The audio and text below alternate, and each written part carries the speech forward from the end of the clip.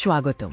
আজকের এই ভিডিওতে আমরা রসায়নের এক অনন্য অধ্যায় যৌগমূলক বা পলিঅ্যাটমিক আয়নস সম্পর্কে বিস্তারিত আলোচনা করব।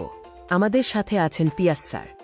এই ভিডিওতে আমরা জানব যৌগমূলকের মৌলিক ধারণা, তাদের প্রকৃতি, বৈশিষ্ট্য এবং কিভাবে তারা একটি একক সত্তা হিসেবে রাসায়নিক বিক্রিয়ায় অংশগ্রহণ করে।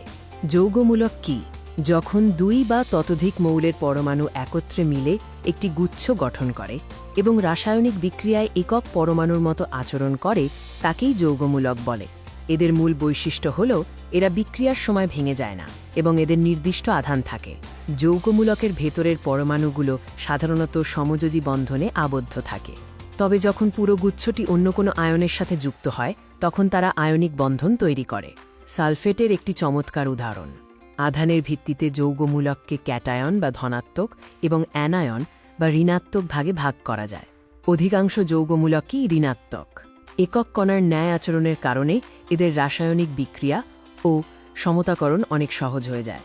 এখানে কিছু গুরুত্বপূর্ণ যৌগমূলকের তালিকা দেওয়া হল, যেখানে তাদের নাম, সংকেত, আধান এবং যোজনী উল্লেখ করা হয়েছে, যেমন ammonium, hydroxide, nitrate, carbonate, sulphate এবং ফসফেট।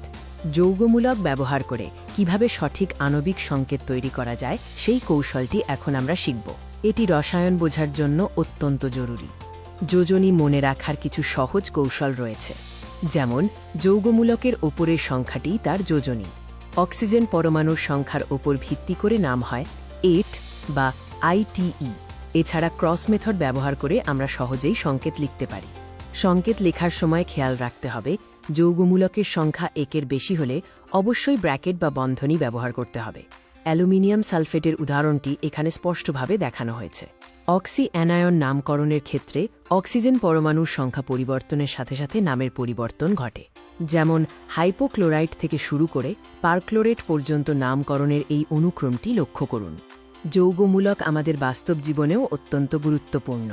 কৃষিক্ষেত্রে সার হিসেবে, জীববিদ্যায় DNA ও কোষের গঠনে এবং শিল্পক্ষেত্রে ডিটারজেন্ট তৈরিতে এদের ভূমিকা অপরিসীম। এই ছিল যৌগমূলক নিয়ে আমাদের আলোচনা। অধিক তথ্যের জন্য বা যে কোনো প্রয়োজনে পিয়াস স্যারস একাডেমিক কেয়ারের সাথে যোগাযোগ করতে পারেন। গার্লস স্কুল গেইটের বিপরীত দিকে, ফরিদগঞ্জ। ভিডিওটি দেখার জন্য ধন্যবাদ।